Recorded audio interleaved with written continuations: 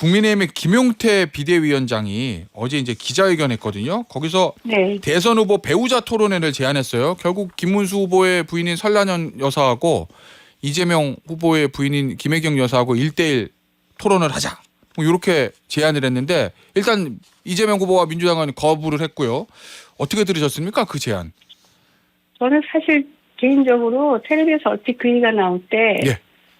김건희 씨가 나오나? 그러니까 김건희 씨 정치 개입 논란이 바로 연상이 되고 오, 예. 그리고 또 지난 대선에서 학력 조작인가요? 그런 문제로 직접 나와서 예. 기자회견까지 하셨잖아요. 예, 사과회견. 영부인 문제를 거론하는 것 자체가 좀 연상이 좀 안 좋았어요. 오. 그리고 이제 법적으로는 이런 문제가 있는 것 같아요. 예. 토론회라는 게 공직선거법에 구체적으로 그 요건이 있거든요. 예. 후보와 정당의 정강, 정책, 정견에 관해서 토론을 하게 돼 있는데 예.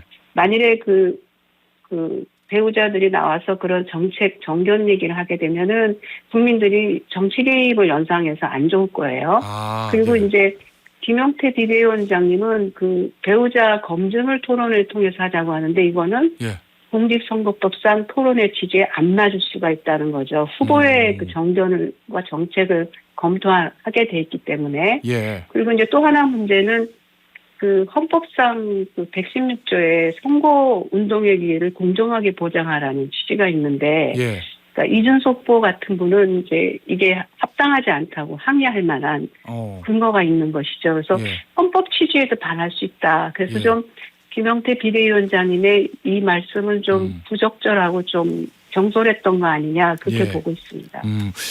배우자에 대한 검증 자체는 그래도 좀 필요하다 이렇게 보십니까, 위원장님?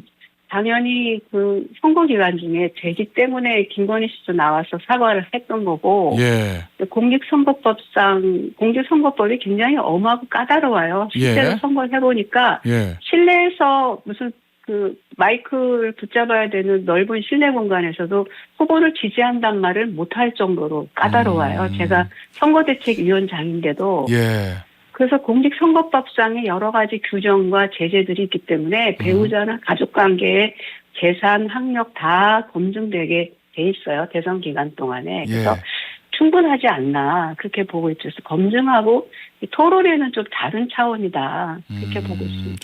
그 마침 이제 오늘 아침 어제 저녁 메인 뉴스 그다음에 오늘 아침 조간신문에 이 김건희 여사 관련 샤넬백 뉴스가 좀 나왔거든요, 위원장님. 네. 그래서 네. 김용태 위원장의 배우자 토론 제안 이게 이제 오히려 국민의힘에게 불리하게 작용할 수도 있다. 뭐 그런 입장이신 거예요? 모르겠어요. 저는 개인적으로 김건희 여사가 나오는 거, 김건희 씨가 나오겠다는 건가 하고 조금 깜짝 놀랐거든요. 예. 왜냐면 국민들이 보면은 배우자 막 그 영부인 이런 표현을 쓰셨어요. 예. 영국에서 예. 안 좋을 것 같다.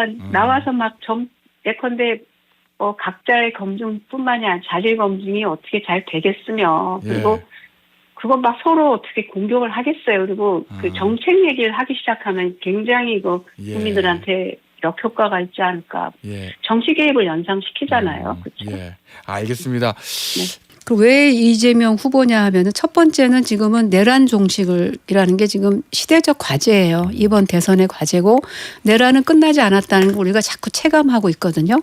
내란 종식을 위해서는 제1야당 후보가 가장 적합한 후보일 수밖에 없는 것이고 또 이재명 후보께서 코로나 사태 때도 그랬지만 내란 계엄이 막 그 선포된 직후에도 즉각적으로 국회로 와주십시오. 방송을 해서 사실상 이 계엄을 빨리 막는 데 크게 기여하셔서 위기에 굉장히 강한 리더라는 믿음이 있어요. 예. 그리고 지금 우리나라 국내적으로 굉장히 어렵잖아요. 그리고 만일에 이재명 대표가 당선이 된다 하더라도 이재명 후보가 나라의 난국을 헤쳐나가는 게 상당히 쉽지 않다. 국내외적으로. 별로 이렇게 세수한 헌법에 대한 합의도 지금 안 되고 있잖아요. 지금.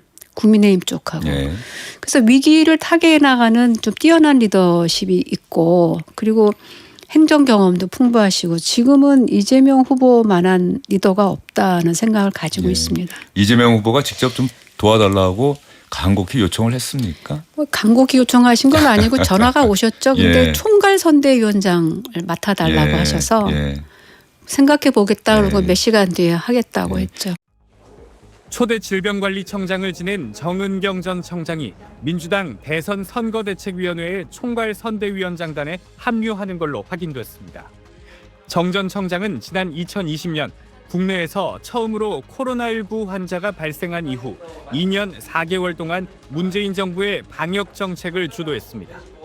민주당 선대위 총괄선대위원장단은 정 전 청장을 포함해서 당연직으로 합류하는 박찬대 대표 직무대행, 보수 책사로 불려온 윤여준 전 환경부 장관, 노무현 정부에서 첫 법무부 장관을 지낸 강금실 전 장관, 경선에서 이재명 후보와 경쟁했던 김경수 전 경남지사, 그리고 김부겸 전 국무총리가 포함된 걸로 확인됐습니다. 민주당 비명계 인사로 분류되는 박용진, 이광재 전 의원도 선대위에 합류할 걸로 알려졌습니다. 민주당이 매머드급이라고 자평하는 대선 선대위는 오늘 오후 출범합니다. 민주당은 한덕수 대통령 권한대행의 대선 출마가 초읽기 국면으로 접어들자 비판의 수위를 최대한 끌어올렸습니다. 한 대행은 외교통상 무능력자라거나 명백한 관권 선거를 하고 있다면서 집중 공세에 나서기 시작한 겁니다.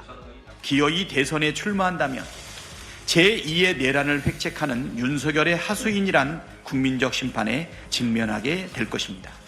국민의힘 대선 경선이 김문수 대 한동훈의 2강으로 좁혀진 가운데 이들과 한대행 사이 후보 단일화의 가능성과 대선에 미칠 영향에 대해선 찻잔 속 미풍에 그칠 거라고 민주당은 깎아내렸습니다.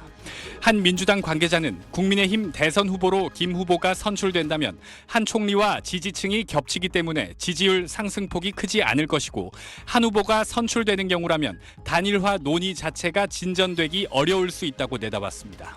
SBS 김상민입니다.